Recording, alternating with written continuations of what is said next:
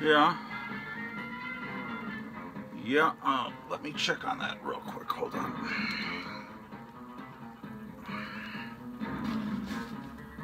Hold on. Yep. Hey, I gotta go. I've got an important broadcast to do. All right, will do. Take care. All right, guys. It's Sunday evening, January 17th, 2021, the year of our Lord. Just got off the phone on my $5,000 atomic cell phone. Very important people telling us that very important things are about to happen. Hey, you've got about 3 hours from now, 7 o'clock Central Time, go to, well, you're already on YouTube. Stay on YouTube. Look up a guy named David Wilcock, spelled W-I-L-C-O-C-K. He is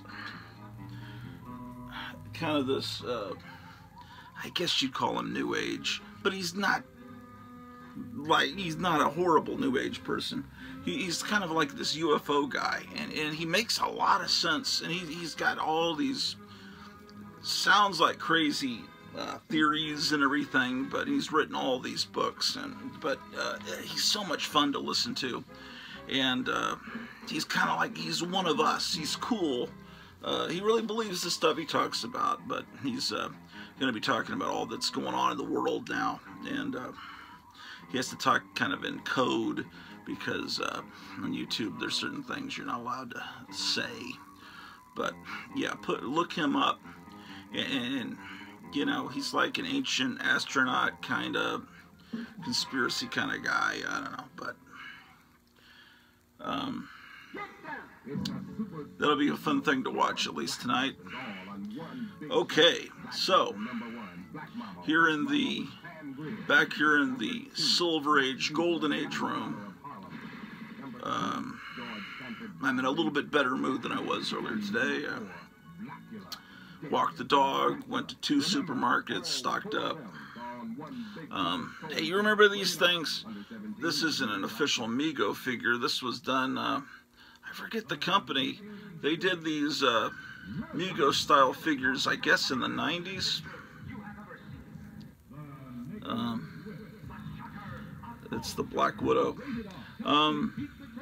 And this, I've got a Scarlet Witch over here too, done by the same company. I just don't remember the name of the company.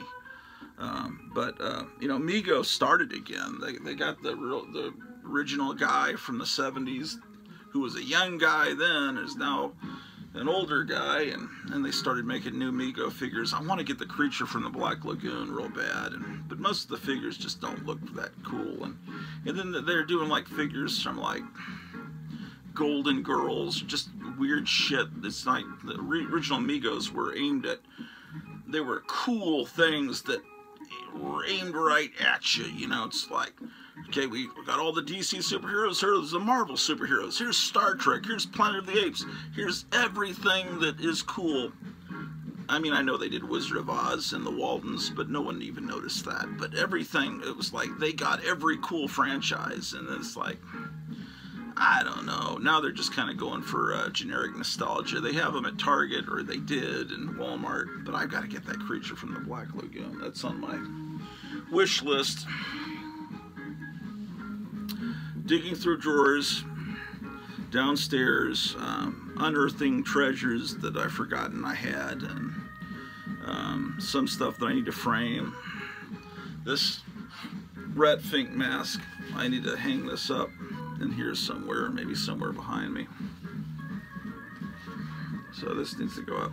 The rubber bands often break, but if you get strong enough tape, you can remedy that. Oh, and here's a I Dream of Jeannie. Well, this is the cartoon version mask. And I forgot these are over here. I also have this gorilla soldier from Planet of the Apes from like 3rd grade.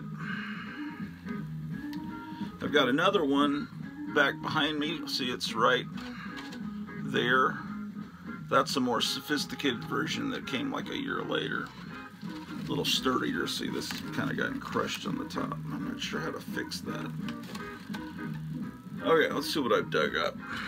But yeah, look, watch David Wilcock tonight. You won't regret it. He usually goes several hours, and then at the end he does this meditation where everyone that's watching is supposed to meditate at the same time, and it's supposed to help change the vibration of the earth to, you know, make everything more peaceful and all that kind of thing. Okay, let's see what I got here. Well, it looks like I've got a New York map here for, it's the host state for the World's Fair. No, wait, I guess I'll go like that. So that's a cool thing. Looks like I got some maps here. You guys collect maps? Am I out of my mind?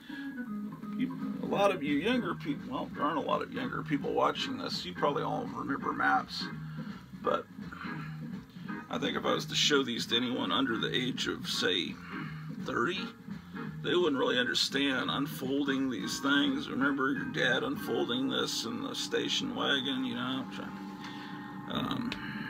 Because now everything is, you punch it in your cell phone, it tells you which way to go. Wow.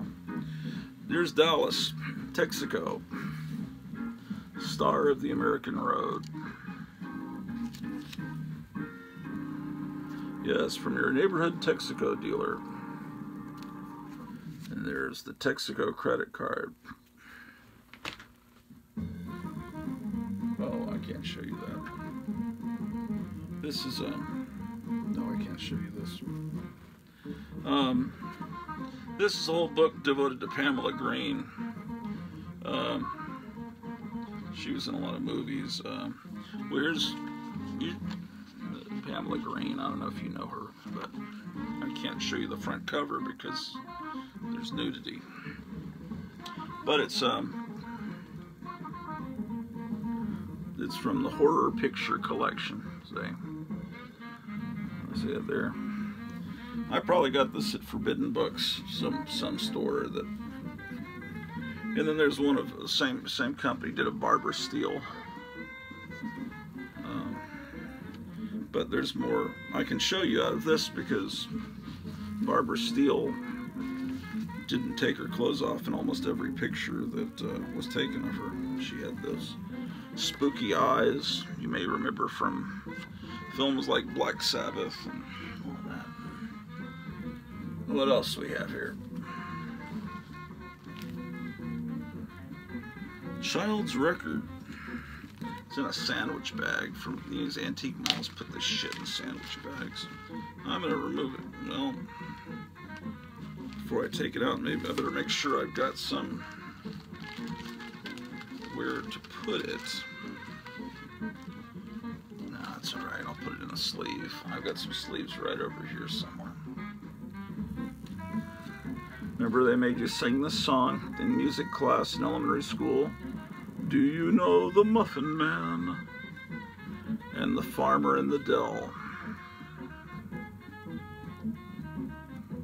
I remember them having us sing those, and then by the time I was in 3rd grade, it seemed like all we sang was Kumbaya, my lord. Kumbaya. We had a music book with all the songs, and I raised my hand. Could we sing some of these? And it was like songs from Mary Poppins. And she says, oh, yes. And we got to sing some Mary Poppins songs, because I don't know how many more times I could have sung Kumbaya before I lost what's left of my 3rd grade mind. When I was in 5th grade, we had this hippie, 75, 76 school year. She was clearly just this hippie music teacher. She made us sing so many times Rhinestone Cowboy, the Glenn Campbell song. Over and over again we sang that song. What else do we have here? Oh, this little replica of the cover came with the little action figures that recreate that scene. Okay, Alright. Let me move this stuff down a little bit. Where do I put bags and boards that I don't need right now? Oh, the bags and boards, they're driving me crazy.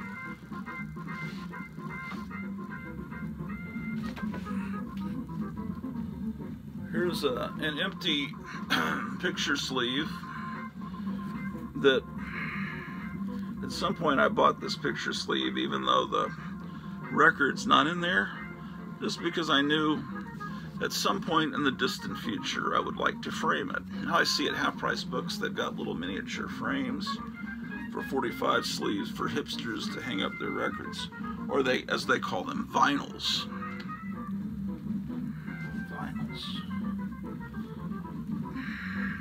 Here's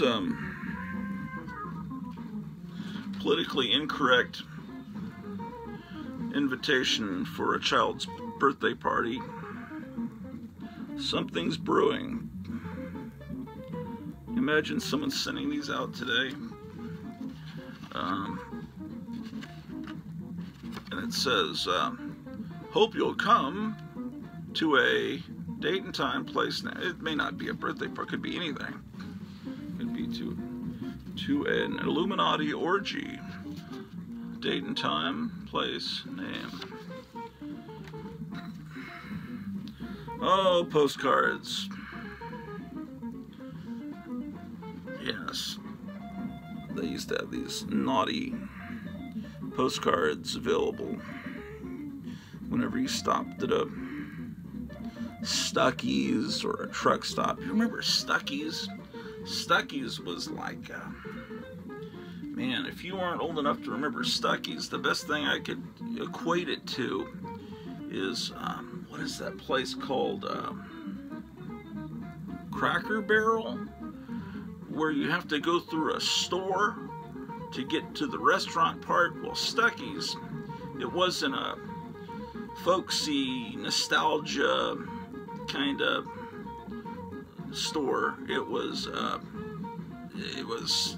rubber snakes and skeletons and skulls and shrunken heads and jumping beans, everything cool for a kid that you've seen advertised in comic books but never actually seen it like there.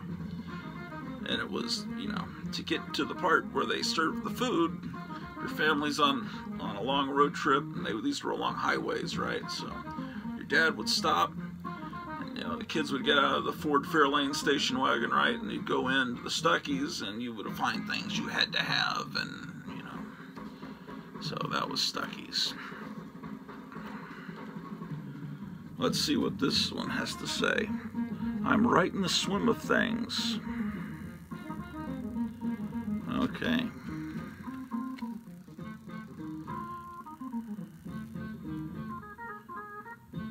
I should be home soon.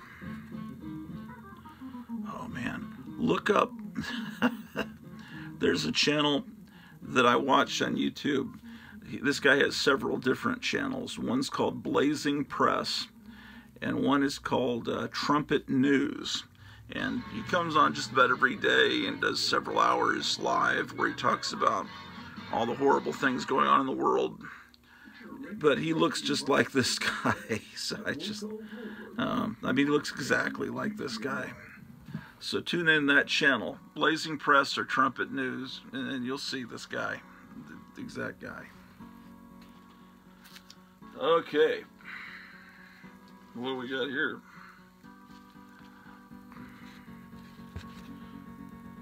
I'll be up your way as soon as I can get away from the old Southwest.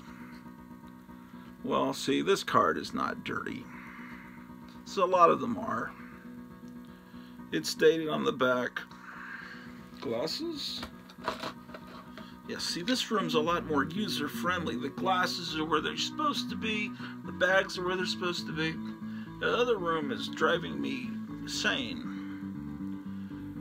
I think this is 1951. Dear Thelma, this is Monday the 17th. We are on our way back, Jimmy and Daddy. And it's, this is going to Mrs. J.J. Moore, 556 West Belmont, Ontario, California. And it was a 3-cent stamp. The cool thing about that is if you're insane enough, you can just get on the internet, look up that address, and see what the house looks like where this was sent. You know, this postcard was once in that house that you're looking at on your screen. But if you're watching these Grottu Orloff hour-long broadcasts, you're probably just bored just enough that you might do that. Okay.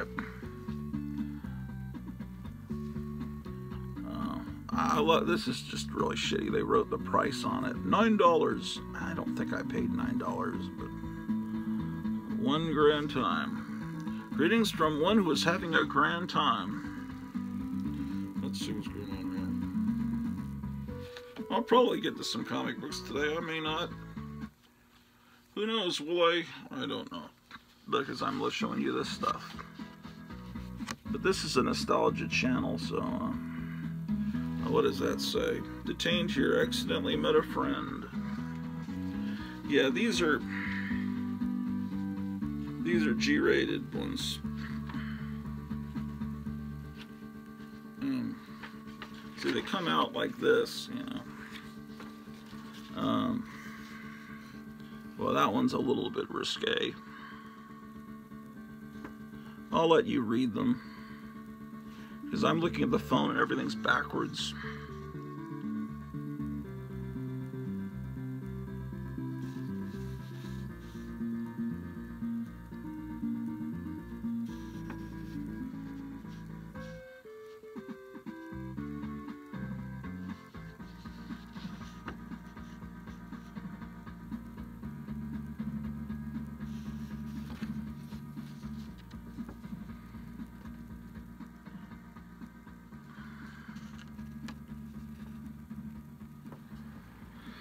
Okay, now let's look at the other side, shall we?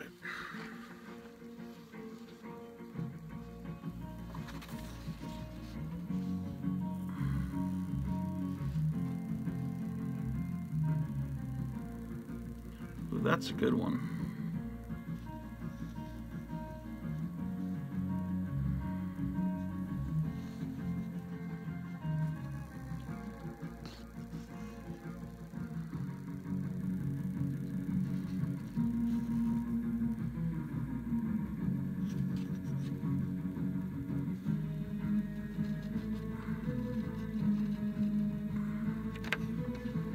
And last but not least, let's see what goes on in this hilarious post. Oh, this is a cool one.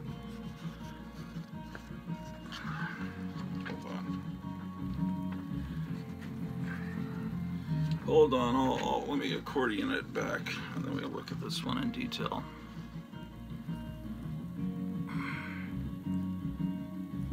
What does it say? There's no place like home. Absolutely. That would be worth making a poster out of that. I mean, you could blow up one of these and frame it. That one I think I would frame right by the front door of my future home. There's no place like home. Okay. A few more postcards. I'll be home soon. I have seen everything here. Okay.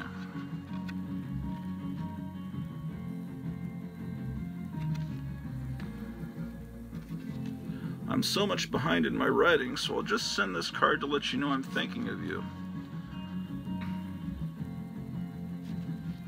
This says writing on the back.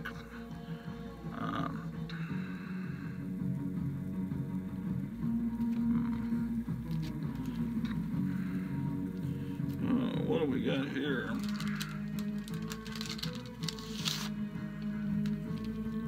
Who is this? Some anonymous pinup. It's got a little sleeve.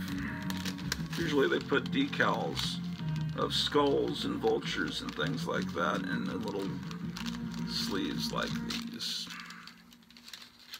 Oh, poor shit. You're tuned in to the greatest radio station in the history of mankind. Here's another one of these. 9 FM. You're in the It's not. Oh shit! This is not in good shape. It's the same kind of humor. Guys looking at girls and getting in trouble for looking at girls, kind of stuff.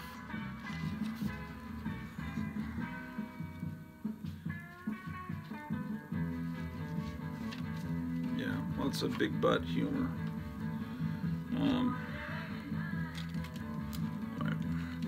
This is cool. Look at this Valentine's card.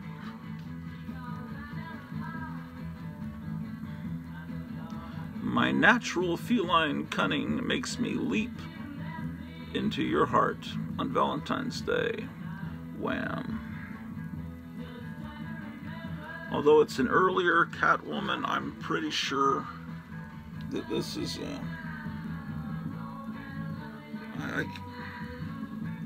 where is that magnifying glass?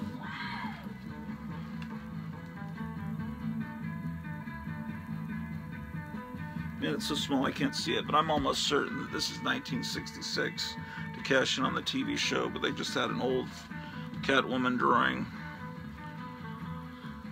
Okay. Oh, look at this. An original Terminator one sheet. Hey there, 1984. Man, when the Terminator came out, I just couldn't believe it. It was so amazing. It was like, wow. My friend of mine and I, we went to the theater just thinking we're going to see kind of a funny action movie, but no, it was great. And, yeah. And then my friend and his family were like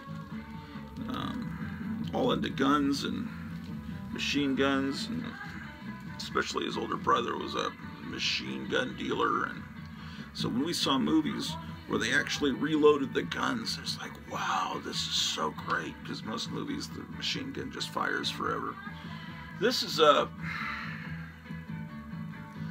what you would put if you got a movie poster and and you want to put it, let people know when it's going to play. This was used in the movie theater. You'd slap it underneath, probably in a little slot, the movie poster, it's going to play Wednesday.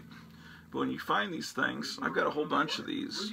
I got them somewhere, maybe eBay 15 years ago, but you can put them up next to a poster or above it, and then show that you're a maniac. This one's hand done. This week, Friday through Tuesday. How about that? And this is another. These hand done ones are just like one of a kind. Next week, Sunday through Tuesday. This is the front of my USS Enterprise model kit that's long since bit the dust, that I got like in 3rd or 4th grade.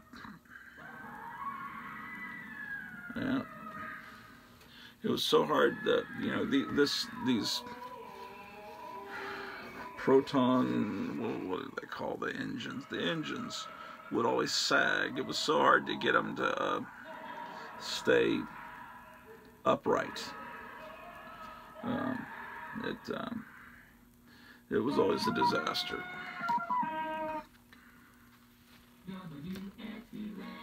Here's the Dick Clark Annual Yearbook.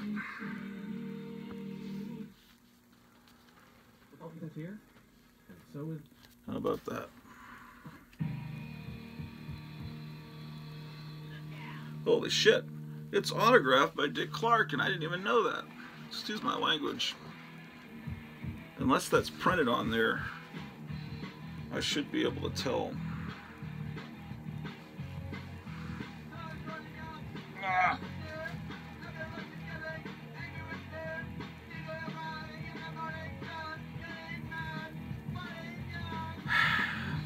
I don't know. That may be fake, because what's suspicious is it's the same color ink as that. I bet it's fake.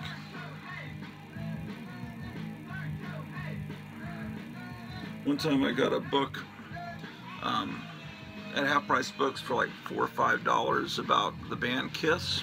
Just a soft cover, a little book. And in inside the back cover, in marker, it was written, to one hell of a handball player, Paul Stanley. And that was real. So I got an autographed Paul Stanley Kiss book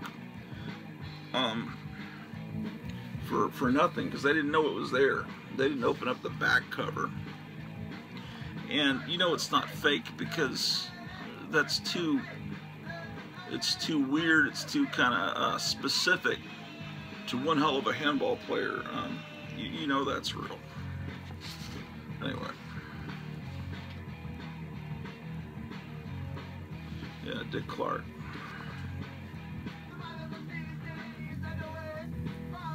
Okay. Oh, look at this. This is oh, and it's got vintage paper in it. It's just something for school back in the time period when this was cool.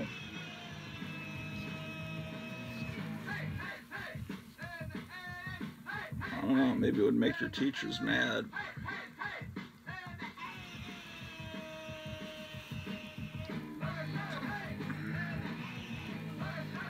Oh, look at that. It says fresh grass. But that's the manufacturer there.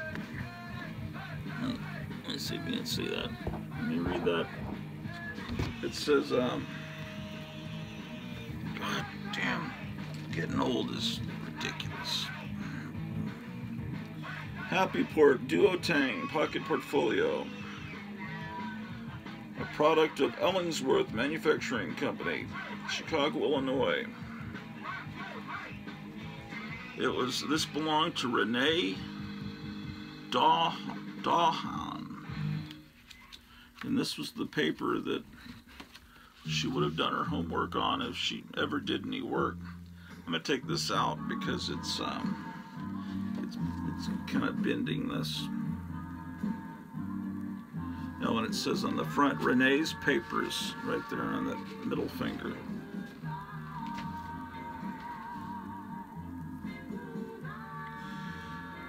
Groovy, indeed. Oh, here's my grandfather.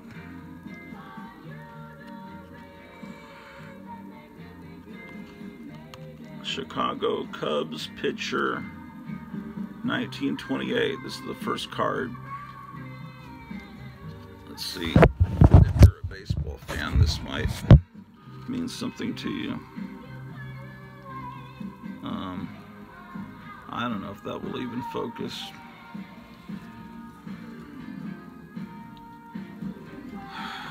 Magnifying glass.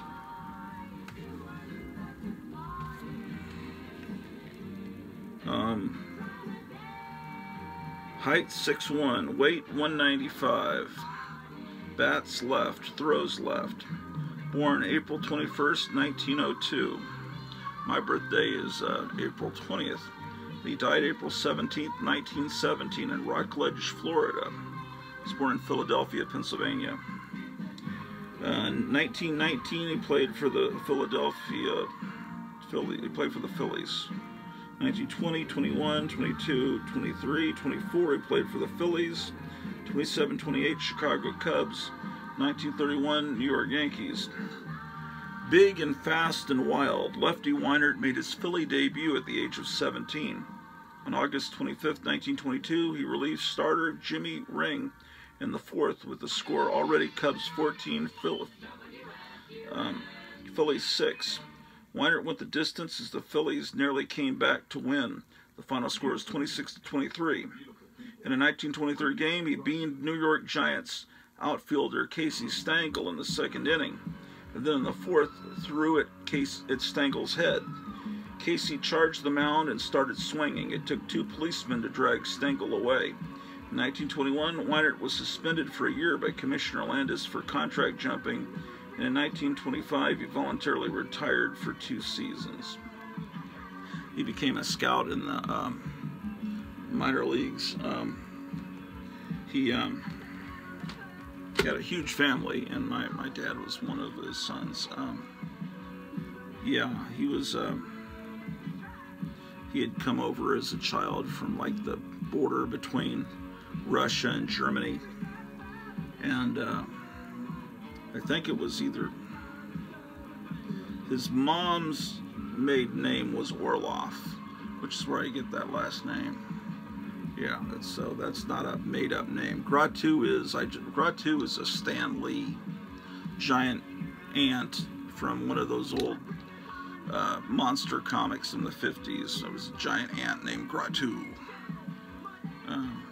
But Orloff is actually a family name. So anyway, that's. And then he married an Irish lady that had come over as a little girl from Ireland, and so Irish German on my dad's side. So that's that. Yeah, Lefty Weinert. Oh, well, they didn't mention when the police dragged Casey Stengel away, they asked my grandfather if they wanted him to take him under the stands and work him over, because they were completely willing to beat the living shit out of Casey Stengel. I think that what it doesn't say on that card, because it only has so much text, is he was shouting degrading things about my grandfather's mother, and I think that's where the problem arose.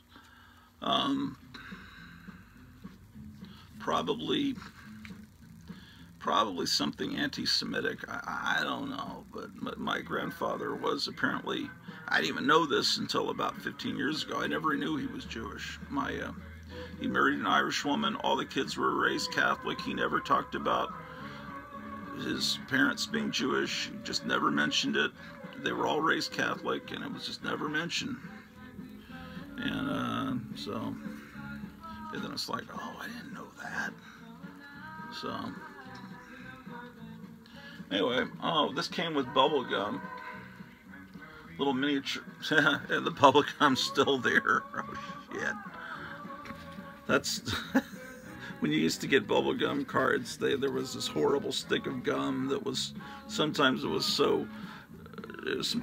cut the inside of your mouth when because you had to wet it before it would be chewable, and sometimes it was just like chewing on a piece of wood.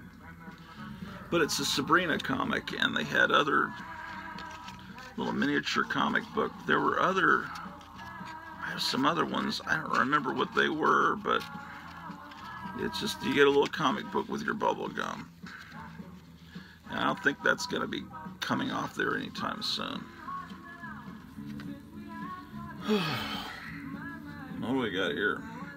It's some kind of transparent Elvira card. And I don't know, there's some kind of fancy Elvira card where she's floating in a tub. Because Elvira's supposed to be a witch, not a vampire. She was an imitation of Vampira. They hired her for, I think, KABC in Los Angeles to be a new Vampira. And then the real Vampira was working with them for a while and kind of providing her old scripts and things for this new Vampira show. But then they decided they'll just cut out Vampira and just change the name and call her Elvira. And Vampira was not, Mela Nurmi was not thrilled with that. And so there's no very, very little footage of Vampira. She was a big phenomena in early 50s in Los Angeles, and she got in Life magazine and everything, and then her show got canceled, and then she was in Plan 9 from Outer Space. But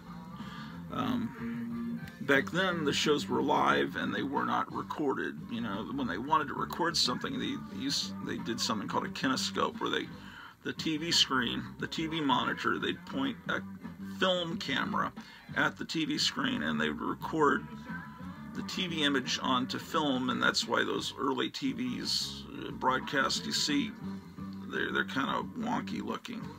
because videotape really hadn't been invented yet. So we don't really have much of a record of Vampira as far as her performances.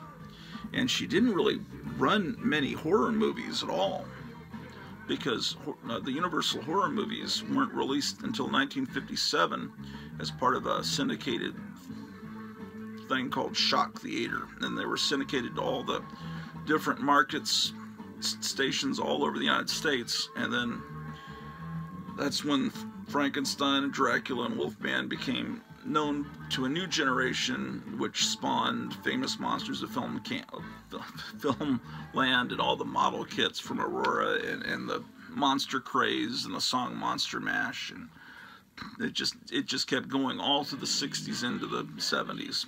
The fascination with monsters, because those kids watching television in the late 50s, the fact that these were black and white movies from the 30s and 40s didn't matter, because all television was black and white, and they were set in kind of an older time period, you know, with horse-drawn carriages. So it wasn't as obvious today to us that these were old, and so that's just kind of how that all happened. But Vampira was just a few years ahead of that. Because she was doing the movies in the early 50s, and there just weren't many horror movies available to television at the time. The film studios were still real nervous about television. They didn't want their movies on TV. They were scared that people are going to abandon the movie theaters. That's why they brought in 3D and all these gimmicks, and widescreen, you know, the big cinema scope and all that, to give you an experience unlike what you would get on your small TV. Here's something certainly worthy of being framed. Frankenberry.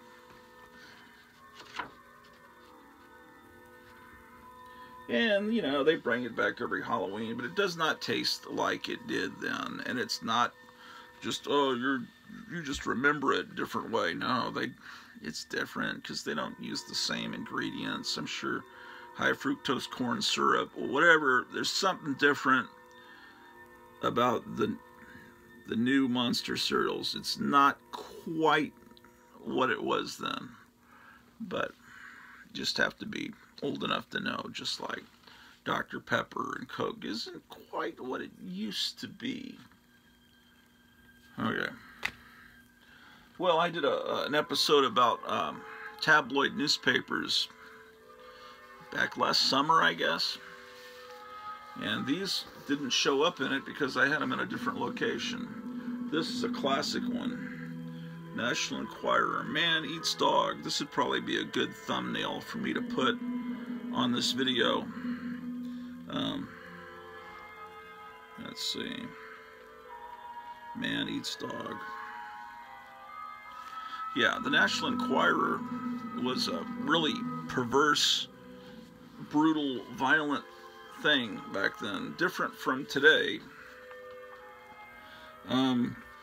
And, you know, I first realized that because I only knew the National Enquirer from the 70s when my mom was buying it, but then I saw an old Mad magazine with a parody of the National Enquirer, and it was like all this bloody stuff, and I realized, oh, the National Lampoon, the National Enquirer used to be horrific, and they cleaned it up somewhat.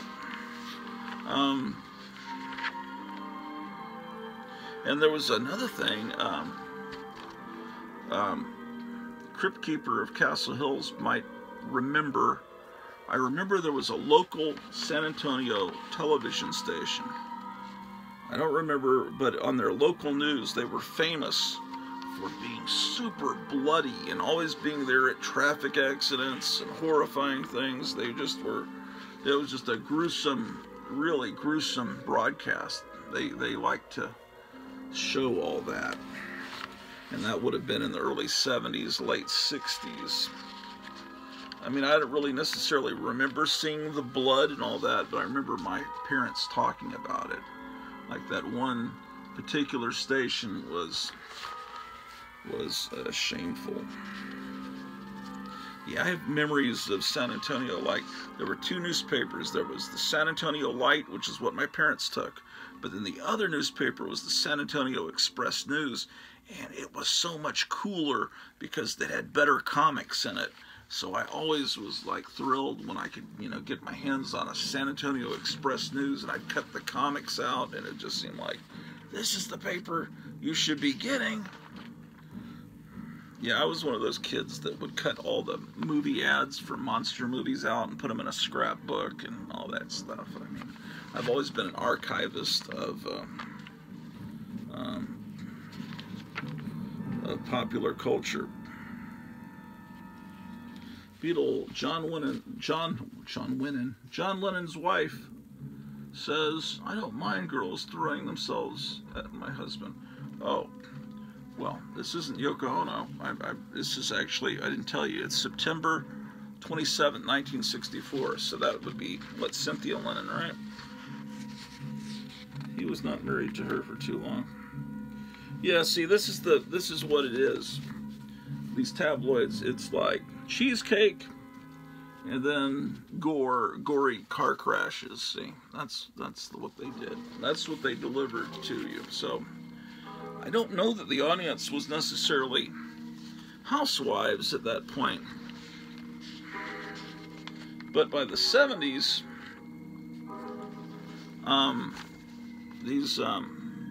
these were marketed to housewives in the checkout lanes of supermarkets.